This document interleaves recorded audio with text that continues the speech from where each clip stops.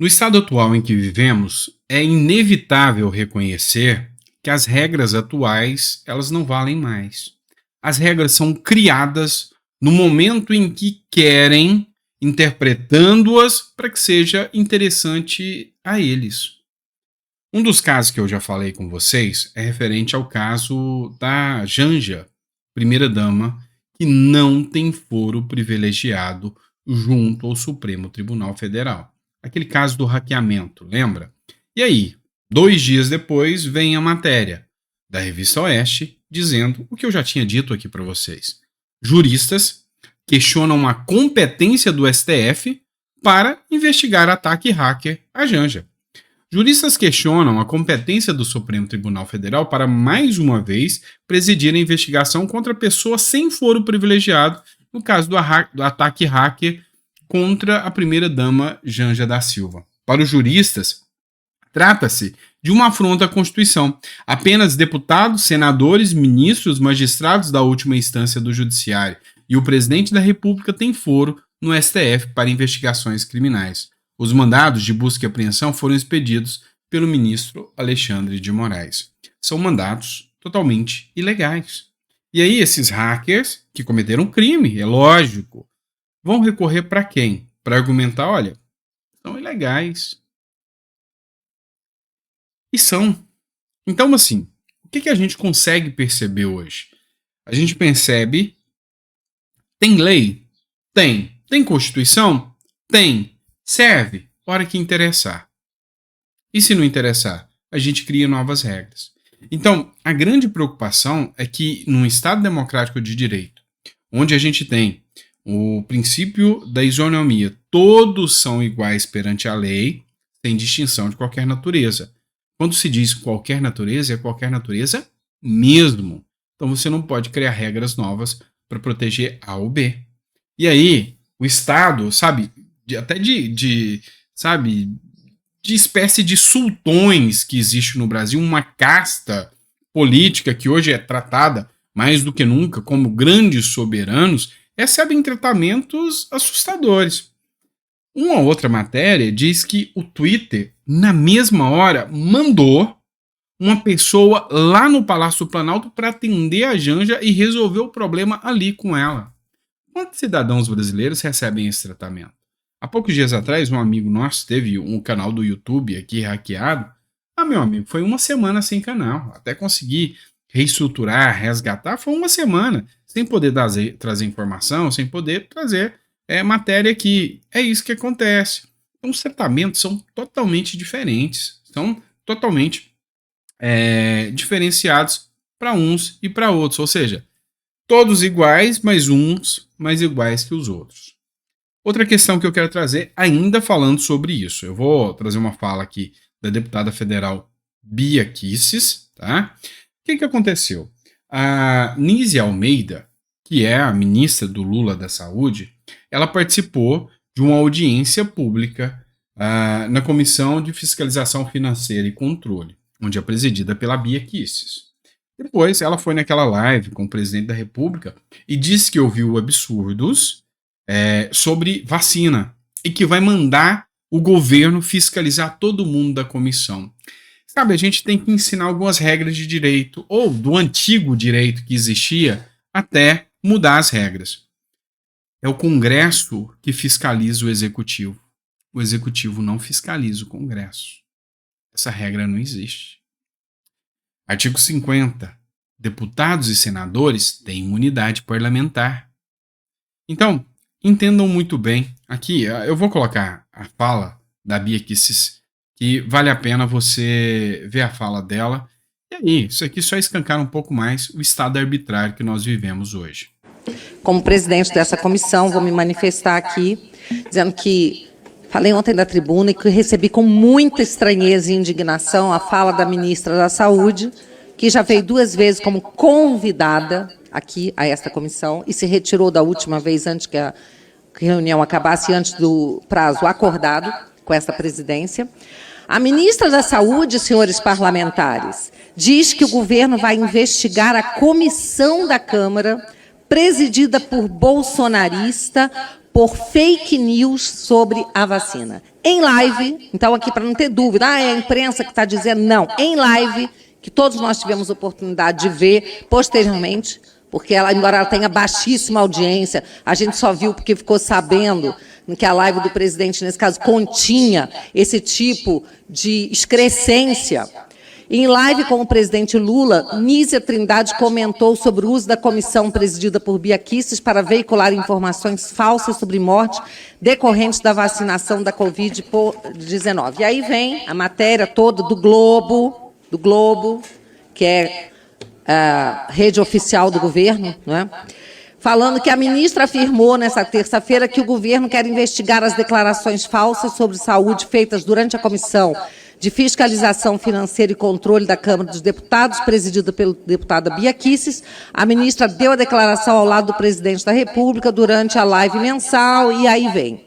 Eu quero dizer que, como parlamentar e como presidente dessa casa, eu repudio veementemente, vou tomar todas as atitudes que estiverem ao meu alcance, repudio esse tipo de atitude de uma ministra que quer investigar uma comissão de fiscalização e controle desta casa.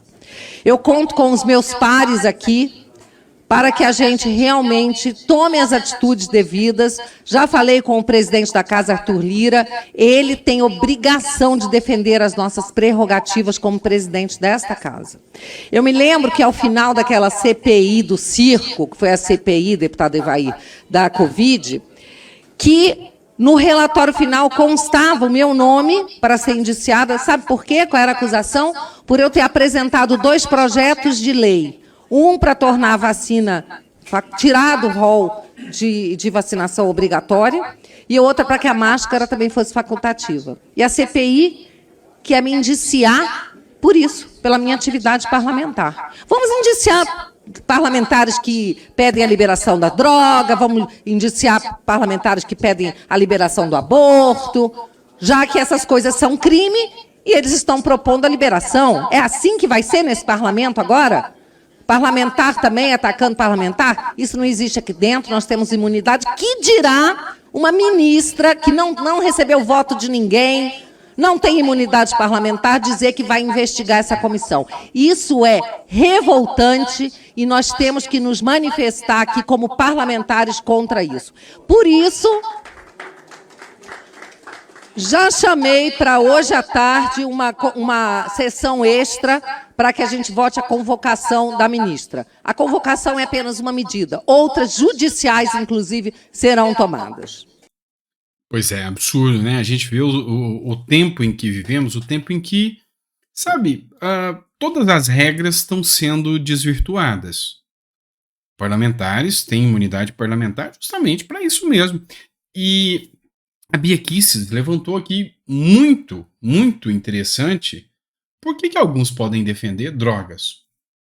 Mas não é crime a droga? E outros defendem a imunidade parlamentar. É para que o debate público seja levantado. Mas alguns da direita simplesmente não podem abrir a boca.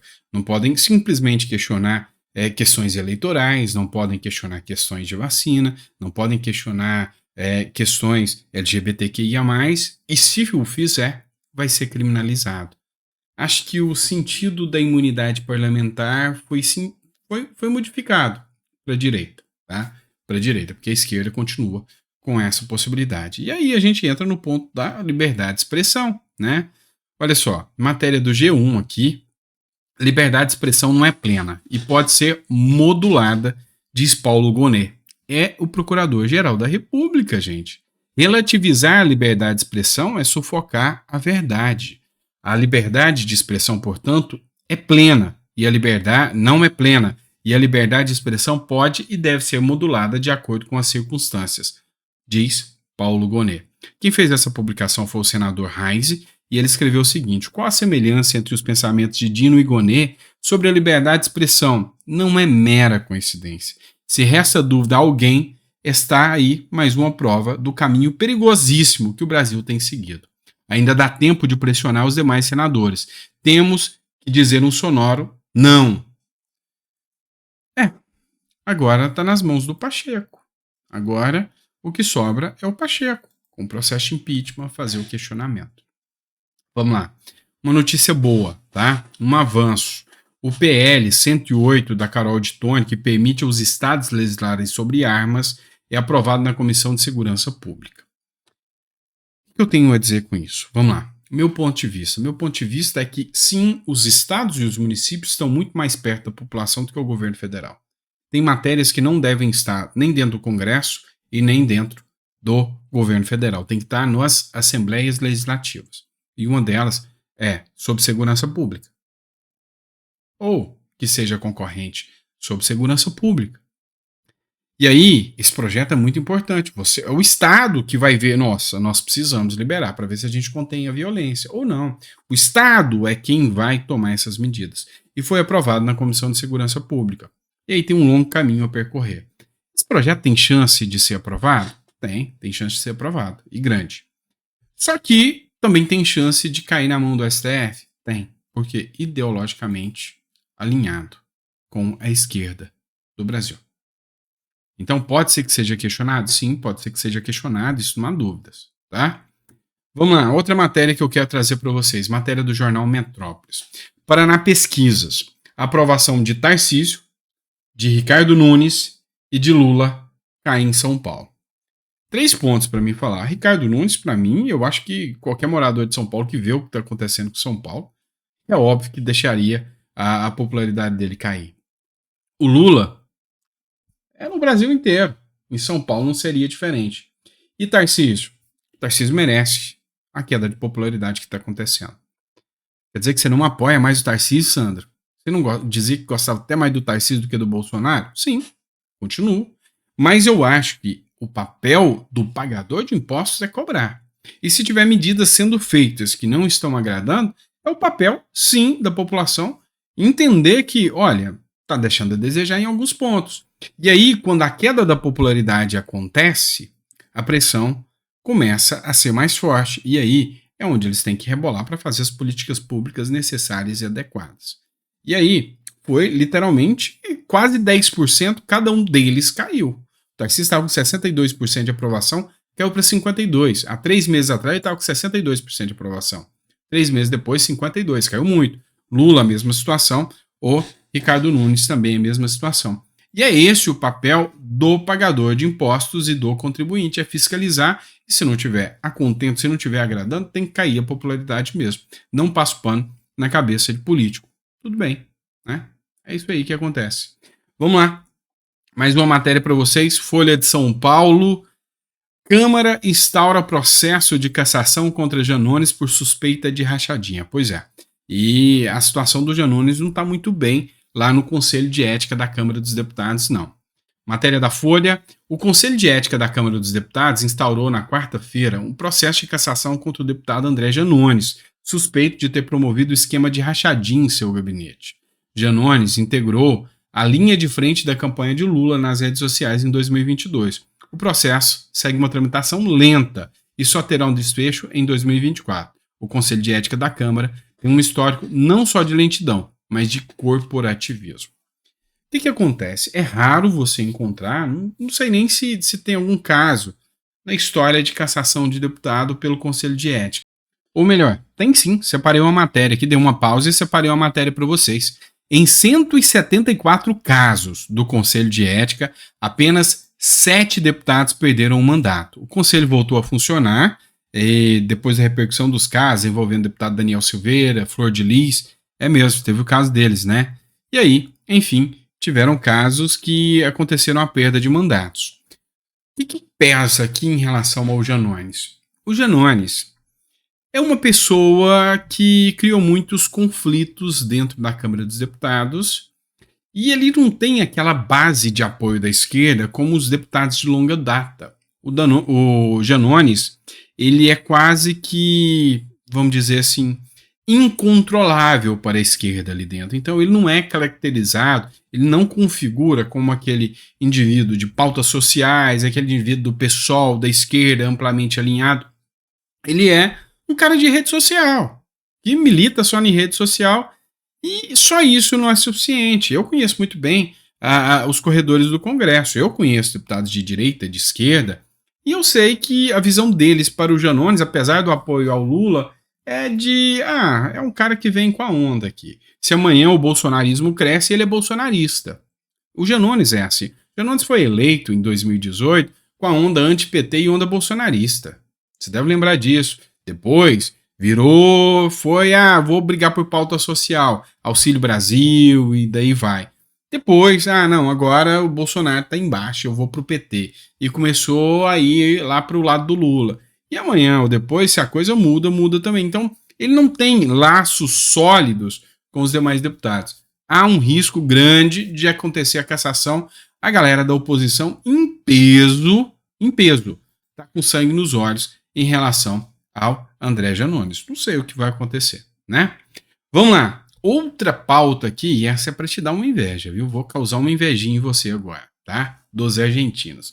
Matéria do R7, Javier Milei envia pedido formal para negociar a adesão da Argentina à OCDE. Ou seja, falou que não quer entrar no BRICS, grupo de ditadores, mas vai tentar cumprir todas as metas para ingresso na OCDE.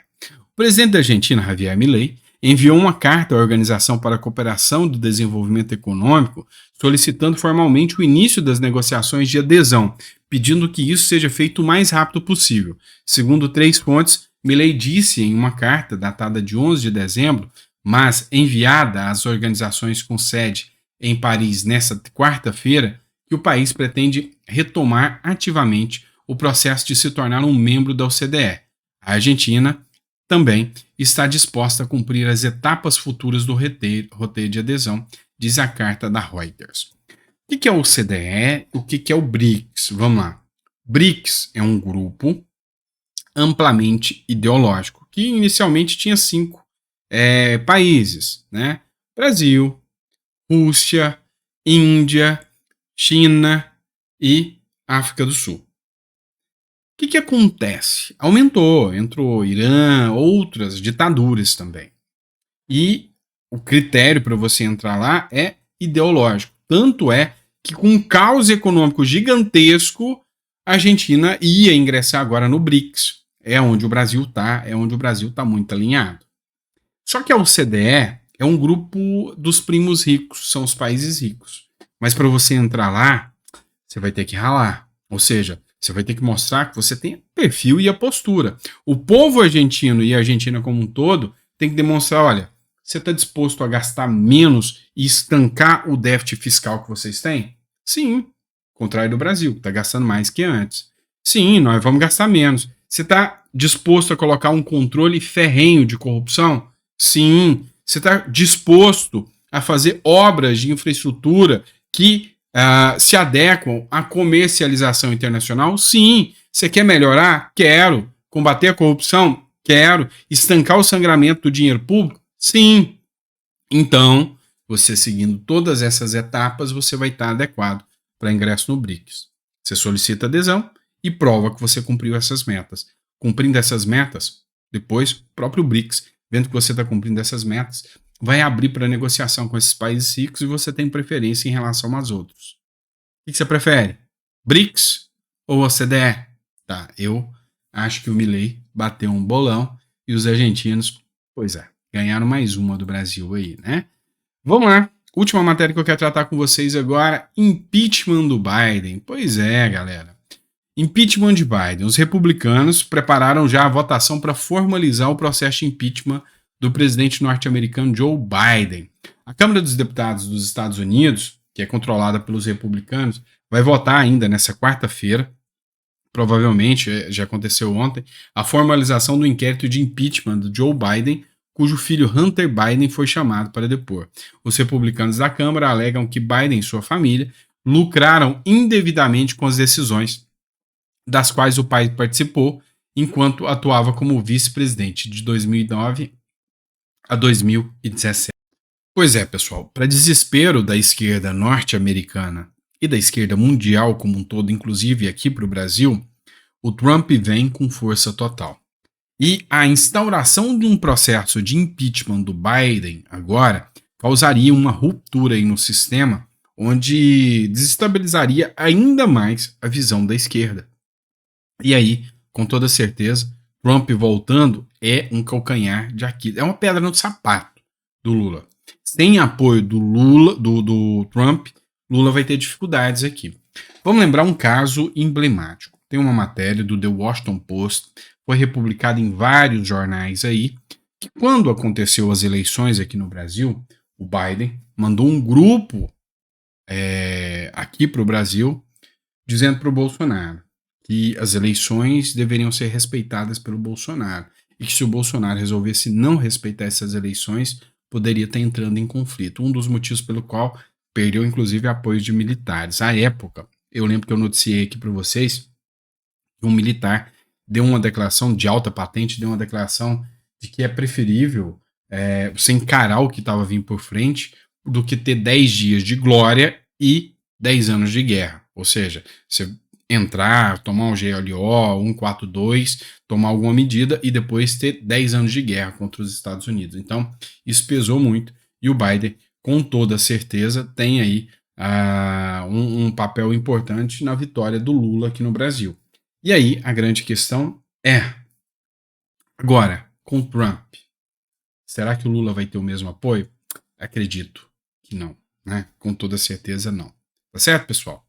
Obrigado. A gente volta daqui a pouco em mais um editorial para vocês. Grande abraço. Fiquem com Deus. Espero que vocês estejam gostando do nosso conteúdo aí. Grande abraço.